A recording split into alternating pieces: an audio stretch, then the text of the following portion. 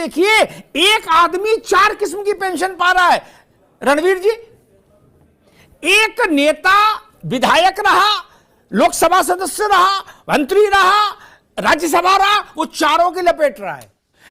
क्या उसके बुढ़ापे का वो सम्मान पूर्वक कट जाए?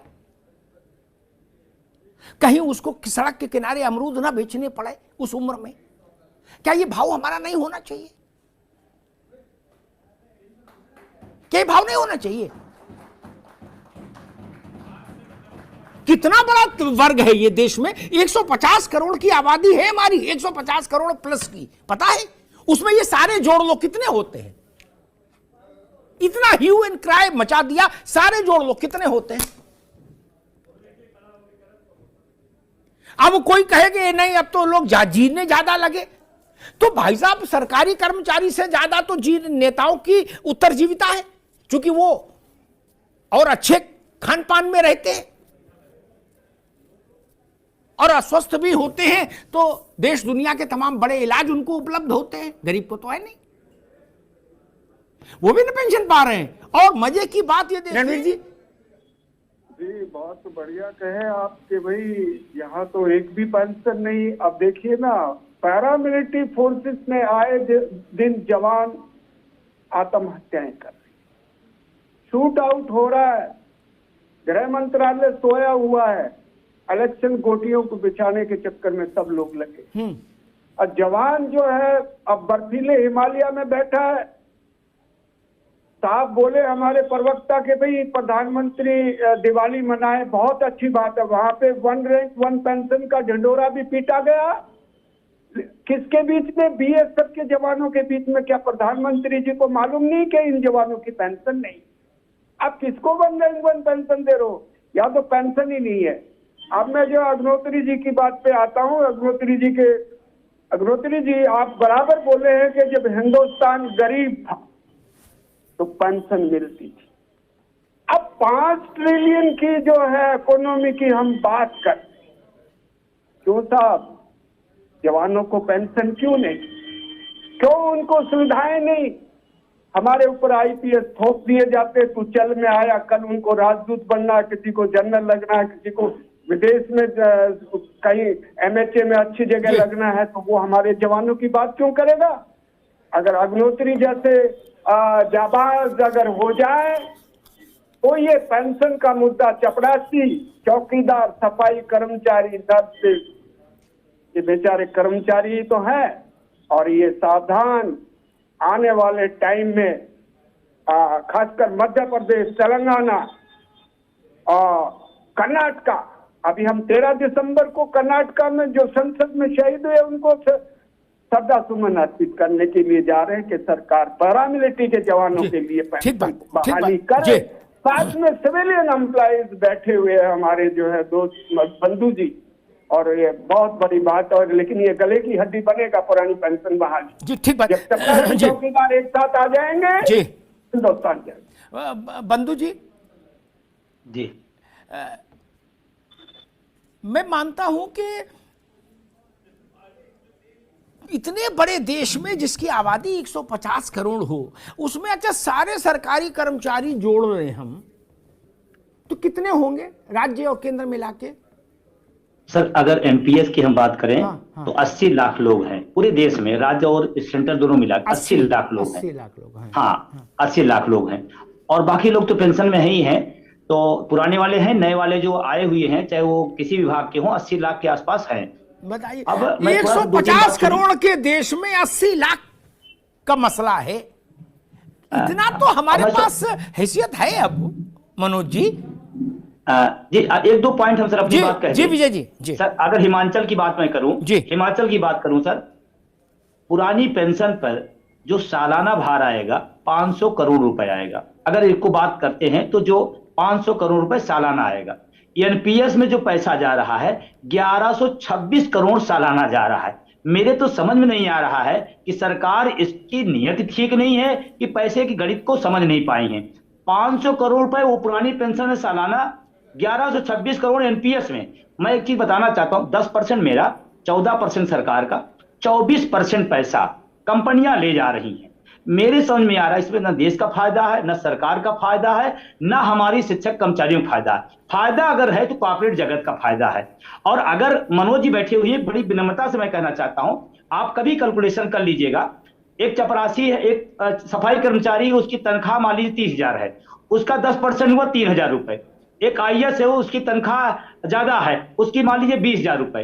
20,000 रुपए IAS दे रहा है, 15,000 PCS दे रहा है, 3,000 NPS में सफाई कर्मचारी दे रहा है। एवरेज में मान लें अगर उसको 10,000, तो 10,000 गुणे आप 80 लाख, ये पैसा हर महीने हमारा जा रहा है।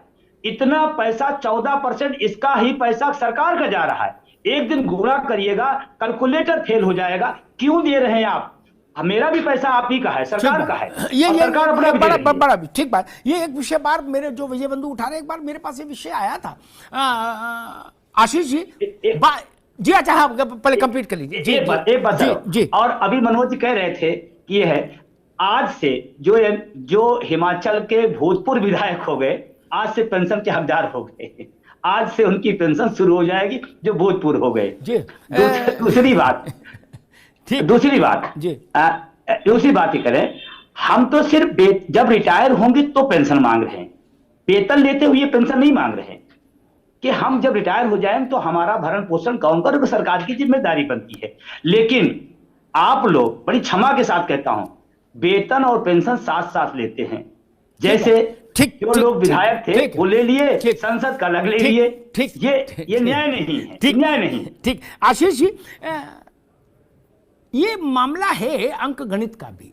80 लाख लोग, 10,000 रुपया प्रति माह औसत जमा कर्मचारी का, 10,000 गुणे 80 लाख गुणे 14% सरकार का 14,000, यानी 10,000 गुणे 80 लाख गुणे 14,000 पर मंथ।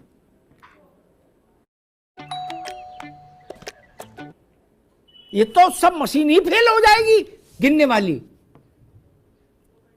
इतना तो अब तक आत्मनिर्भर हो जाना चाहिए था भारत। इतना पैसा हर महीने आ रहा है, अब कहां बचा आत्मनिर्भर में समस्या?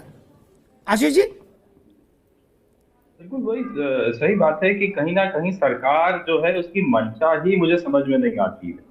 अब एक छोटा सा और उदाहरण दीजिए कि पुलवामा का एक अटैक हुआ जिसमें करीब लगभग 40 जो है CRPF के जवान शहीद हो गए, लेकिन सरकार ने आज तक उनको शहीद का दर्जा नहीं दिया।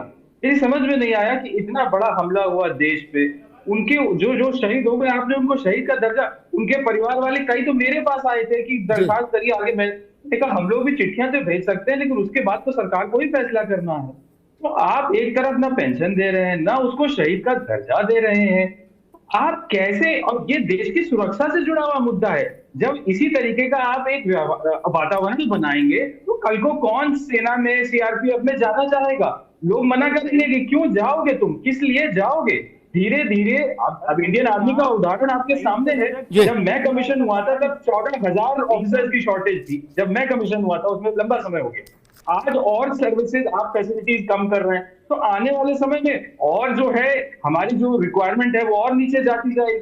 तो कैसे हम पूर्ति करेंगे? अब देश की सुरक्षा से ही खिलवाड़ कर रहे हैं ना, जब आप ऐसी जगहों पे पेंशन बंद करते हैं। तो मनोज जी और सरल कर लें, 80 लाख गुणे 24,000, 10 और 14 जोड़ दो, अलग अलग कहा नहीं। इतना पैसा निजी कंपनियों को जा रहा है हर महीने। ठीक भाई, अगर 1100 1150 करोड़ रुपया महीने में हिमाचल में जा रहा है एम्प्लॉय और एम्प्लॉयर, यानी सरकार और कर्मचारी का अंशदान मिला के निजी कंपनियों को, तो उससे बेहतर तो 500 करोड़ वाली योजना नहीं है पुरानी। कर्मचारी भी खुश और 650 करोड़ रुपया भी बचे। नहीं, इनका गणित कैसे लगा रहे हैं, इस गणित की जानकारी तो सरकार जो वहां पे चला रहे। आप ये देखिए कि अगर हमें भारतीय जनता पार्टी को पैसे देने में कोई आपत्ति थी क्या, जो कांग्रेस देगी? अब कांग्रेस अभी तो ये 300 यूनिट बिजली फ्री देंगे वहां पे, अभी वहां पे स्कूटी बांटेंगे वहां पे। तो क्या अमिताभ जी आप इस बात से सहमत हैं कि क्या हम लोग देश में ये फ्री वाली चीजों को आगे बढ़ाया जाए, या देश को स्वावलंबी के लिए या आत्मनिर्भर बनाने के लिए खड़ा किया जाए? अगर आप ये जोड़िए, पेंशन को फ्री से जोड़िए। आप बात कह रहे हैं, मैं पेंशन की बात नहीं कर रहा हूँ, पेंशन तो ठीक है। मैं बड़ी विनम्रता से कहना चाहता हूँ, पेंशन को फ्री से मत जोड़िए। आप बार बार रेवड़ी, बार बार फ्री, हमारा हक है, संवैधानिक हक नहीं, है, आपका सुप्रीम हक है, कोर्ट मैं ने कहा मानता हूं पेंडिंग आपका हक में है, वो ठीक बात है, पर लेकिन अब सरकारें सिर्फ इस चीज में बदलेंगी और आएंगी तो ये क्या तरीका रहेगा, और एक राज्य को मिलेगा और दूसरे को नहीं मिलेगा, तो ये भी गलत बात है, क्योंकि फिर दूसरे राज्य के लोग भी खड़े होंगे ना उसके लिए। मनोज जी आपकी सरकार देश में है, आपकी सरकार देश में लागू कर दीजिए, पूरा देश खुश हो जाएगा, पूरा देश में लागू हो जाएगा। आप तो केंद्र में बैठे हैं, आप डबल इंजन सरकार है, क्या दिक्कत है आपको? आप करिए, स्वागत करूंगा, आपका स्वागत करूंगा। आप पूरे देश में बैठे हैं, देश के प्रधानमंत्री जी हैं, सब पूरे देश में लागू कर दें। क्यों रोक रहे हैं? जब सारे लोग सहमत है तो आप क्यों रोक रहे हैं? क्यों दिक्कत आ रही है आपको? इसके पीछे कोई पॉलिसी बनाई है सरकार ने? आपको अगर मनोज जी क्षमा चाहता हूं, अगर एनपीएस की जानकारी ले लें तो और अच्छा होगा। एनपीएस की जानकारी दरअसल है नहीं लोगों को, इसीलिए बातें घुमा कही जा रही है।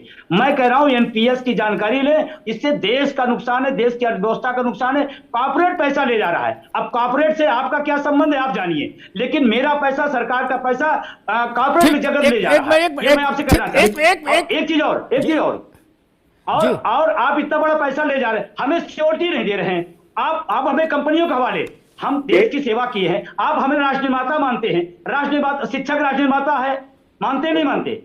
शिक्षक राष्ट्र निर्माता का भविष्य अंधकार में है और राष्ट्र का निर्माण करेगा। अगर राष्ट्र निर्माता है